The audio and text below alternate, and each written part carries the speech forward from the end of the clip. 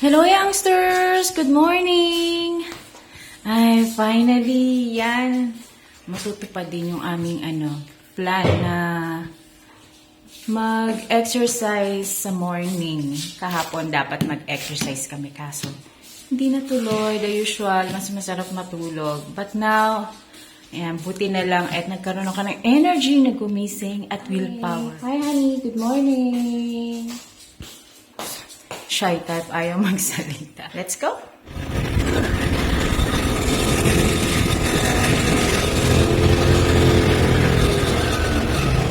Ayan, friends, andito na kami. Yan, nagmotor mo. Siguro nagtataka kayo bakit nakamotor kami. Kasi medyo malayo pa yung sa house namin. So, para mag-save ng time kasi magsisimba ako later. Let's start. Ayan, akit tayo dyan. Ano naman siya, flat naman yung kanyang ground. So, we will go up there. Right there. Kung kakayanin ko, ha? Kasi matagal na akong hindi nag-exercise. Ay, hindi. I mean, matagal na akong hindi umaakyat. So, baka hindi kayanin ng aking legs. Ayan. So, and ngayon na lang ulit kami lakas ng loob na mag-hike. After nung big earthquake nung April 3rd.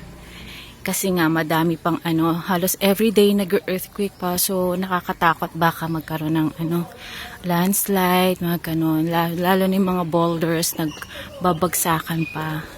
So later tignan natin baka dito kung merong mga nagbagsakang bato. So habang naglalakad, ayan, kita natin yung mga naglalaro sa baba. Guys, sana kung kita nyo yung age nila. Naglalaro is mga nasa 60 to 70. Ayan, mga 70 years old. Hindi na igpa tayo, no? Ayan, so mga 3 minutes na kami naglalakad. So far, kaya pa.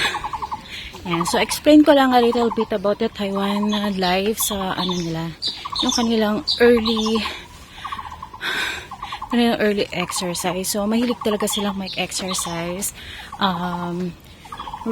Regardless of the age. Actually, dito sa morning talagang pinakamarami mong makikitang nag-exercise ay mga oldies.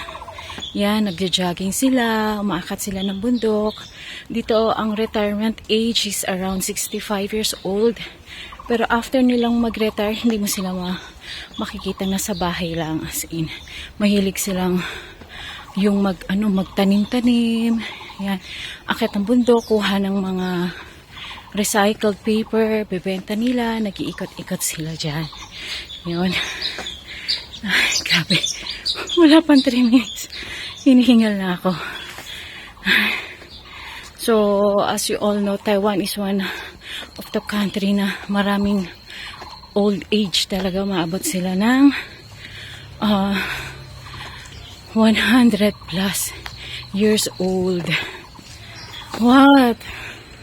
Me? I'm tired eh. Niloloko na asawa ko. Hinihingal daw ako. Wala pang ilang minuto. But anyways, yun, doon na lang sa kapitbahay namin. Ilan na yung as in sa 100 years old. Ang galing, buhay pa. Mga as in naglalakad pa, ay, maayos pa yung mata, yung tenga, ganun. So tayo kaya, ilang years kaya nga abutin pa natin, no? Mahilig din kasi sila kumain ng mga steamed vegetable lang. Hindi sila masyadong matoyo, yung mga sausawan. Tsaka sa maalat, hindi.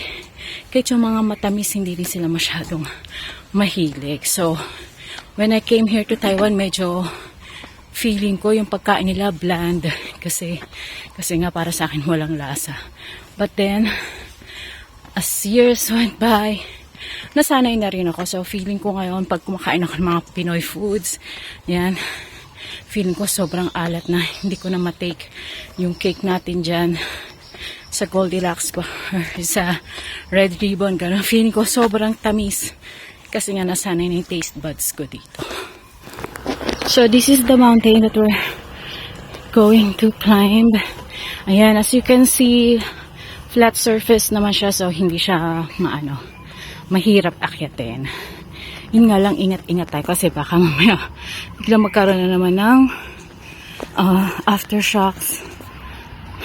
So by next month, June, summer na. So right now medyo maano pa yung panahon, malamig pa. Nasa 25 or 26 degrees yung pinakamataas na temperature dito. Dito friends, hindi kayo mawawala ng mga bundok na aakyatin kasi anywhere, madami yan kahit sa mga cities. Diba sa atin kasi usually pupunta pa tayo sa mga province. Talagang dadayuhin mo talaga. Dito hindi, kahit sa likod lang ng bahay mayroong mga park. And then may mga mountains na pwedeng akyatin. So, kung hindi naman, meron din silang mga park na nakatayo for everyone. Meron mga pang-exercise doon. And then, meron din silang mga gymnasium na for 50 NT or 100 NT. Pwede mo nang magamit yung gym, swimming pool, pwede kayo mag-badminton, tennis. Ay. So, ayan, ang dami ng mga umaakyat. Pababa na, di ba? Nauna pa sila sa amin. Sa temple there. Yan ang aakyatan natin. Mukhang malapit na. Feeling ko malapit na.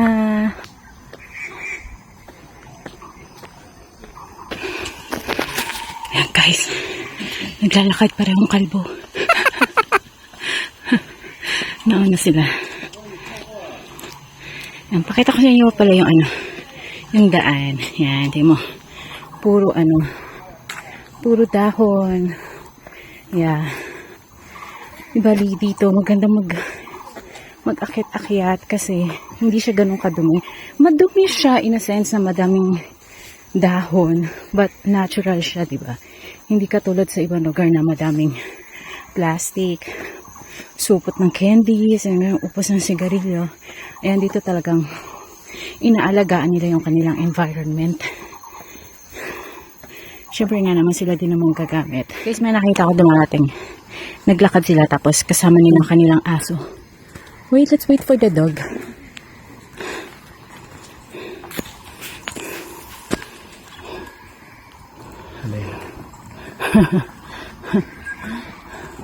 Ang cute. 那都是以前最喜欢。 diba? Diba kasi merong carrier.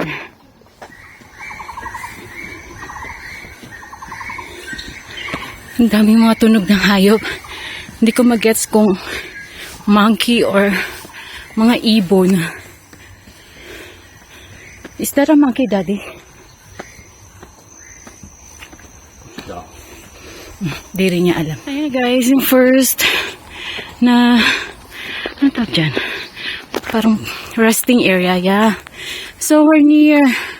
So maybe around 10 to 20 minutes. Nandito na kami sa gitna. Oh my God, akala ko. I thought hindi ko siya mapupuntahan. Akala ko hanggang baba lang talaga ako. So pakita ko sa inyo yung view. Hindi ako makapagsalita ng maayos na tatawa asawa ko. So there. This is the view of saan siya. Yan, skyline. Pakita ko sa inyo. All in all, ang nakalagay doon. So, ayan. Ang nakalagay is 70 minutes. O, ano daw yung time going back. And Fort Ataya. Memorial Bell. So, doon tayo sa Memorial Bell. Ito. 15 minutes to go. Okay, let's go. And friends, look. Sa tuktok ay sa taas ng bundok ay merong Tesla driving center. O, diba? Oh, yan. Saan paano kaya? Papunta doon, pababa siguro.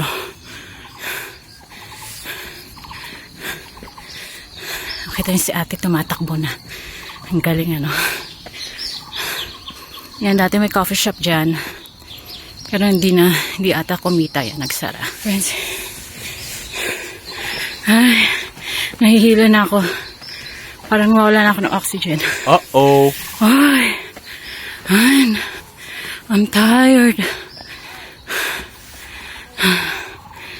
Hindi ako pinapansin. Okay lang siya. Finally, we're here. Yan, nandito na tayo sa taas. Pinaka-tuktok. Kung gusto mo pang lumayo, pumunta doon sa ibang bundok doon. Diretso ka doon, diretso yan. Sa ibang area ka nalalabas.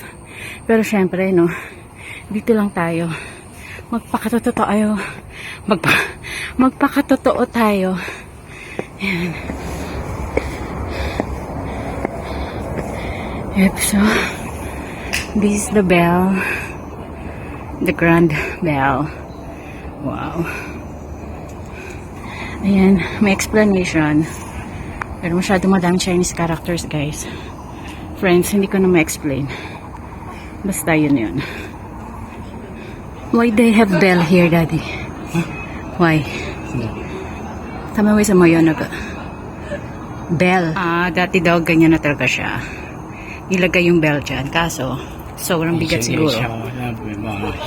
Nilagyan nila ng semento. Dati pwede pa daw yung anong tawag doon? Yung matap siya. Pero ngayon di na. And still early, so medyo may fog pa doon sa Yan, see, I told you, puro mountain yan. Puro mountain yan. Yung nakikita nyo, puro mountain. So anywhere you go here in Taiwan, napakaraming bundok. Friends, ay nako, successful ang ating Sunday ngayon kasi pag-exercise tayo. Yeah, so right now, since umakyat tayo ng bundok, bababa tayo syempre. So we're going to have a breakfast and then pahinga ng konti siguro and then a shower. Church naman tayo later. 11 o'clock kasi start. So, yan. So, marami nang umaakyat kasi alas 7 na. So, siguro mga 40 minutes din kami umakyat. So, okay na din yung kahit hindi ka inabot ng oras-oras. Yan. Konti nga lang tinagpakong pawis eh. Diba? Nakita pang ka-workmate yung asawa ko. Yan, nag-chika-chikahan sila ng konti. So, ayun nga. Ano ba yung sinasabi ko? Yun. So, ayun, muna. Mag-breakfast muna kami. Baba na kami. Mommy! Means cat. Yung aking shoes. Ayan. Paano muna tayo? Thank you. Ayan. Buti na lang magkasama tayong escort. Thank you. So, friends, finally, we're here. Nakarating na rin tayo sa baba. Yan. So far, okay naman yung naging akit natin. Wala tayong nakitang mga distractions dun sa April 3 earthquake, diba? Pero siguro dahil na rin, 1 month na nakalipas. So, natanggal na yung mga nahulog ng mga bato. Dati kasi, after the earthquake, bawal kasi umakit pa dito. So, ngayon, medyo okay na. Yun. So, success ang ating, hiking today. So, after a year, nakapag-hiking din, medyo masakit na legs ko. So, ngayon, let's go naman and eat breakfast.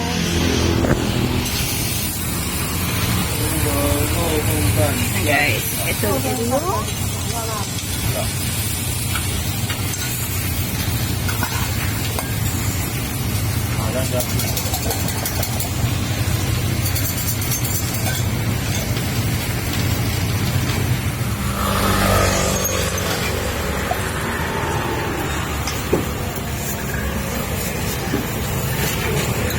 Friends, kanina doon kami umakyat yan.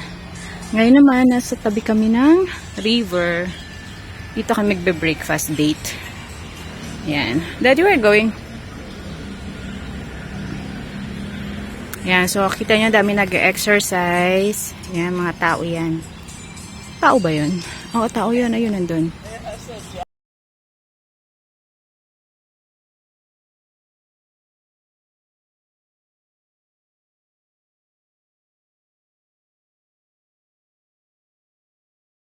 So, ayan yan yung mga lolo-lola na nag-exercise. Meron silang exercise machine dito.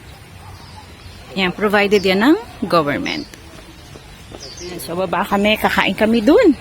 Panonoodin namin yung mga nag-exercise. So, ito yung isa sa pinaka maganda dito ito yung isa sa mga maganda dito sa sa Taiwan. Kasi masyado silang conscious sa health. Talagang ng government na magtayo ng mga parks, mga ganito recreation parks para sa mga mag-exercise. Yan, even sa school. Nako, yun ang una-una nilang ginagawa. Start ng school nila is 8, but they were gonna start at 7:30 para lang mag-exercise muna. O, diba? Ang galing. Sweet naman, Daddy. We're so sweet. We had a date. We have a date today. Are we sweet? Kadiri. So, yan, youngsters. Nagulat ako. Nagbigla-bigla ako nagsasalita. Yan, tapos na ako kumain. So, coffee naman tayo. Kaya siguro, katanga kayo bakit lagi akong bumibili ng kape sa labas. Kasi mas masarap. Tsaka, ang mura na naman, 45 lang siya. So, yun yung exercise natin. So, basically, kung pupunta kayo dito sa Taiwan, yun po, try nyo na mag-hiking, then try nyo gumising na maaga, tignan nyo yung way of life dito ng mga tao. Ayan, punta kayo sa mga parks. Makikita mo yung, kung gano'n nila vino-value yung, yung health nila. So, I think, as I've said earlier, ito yung isa sa maganda dito, no? Maraming parks, maraming, yung mga mountain na pwede nyo puntahan for free, wala ka talaga kayong babayaran. Except kung pupunta kayo sa, sa mga gymnasium yon, pero 50, 100 lang yun. Pwede kayo mag-swimming doon, gano'n, yung mag-gym. Pero kung tipid, naman kayo, kung tipid kayo, yan, pwede na dito sa mga, sa mga park na ganito, yan. You can also bring yung dogs nyo. Yun nga lang, kailangan nyo pick upin yung kanilang mga mga poops. Kailangan siyang ilagay sa plastic. So, guys, thank you for coming with us sa pag-exercise namin today. Sana pag nagpunta kayo rito sa Taipei, yan, try nyo rin yung ginawa namin, no? Nag-hike and then nagpunta sa river, ganyan. Eat breakfast sa labas. Yes. So, thank you. Till my next video. Bye. Dad, you say bye.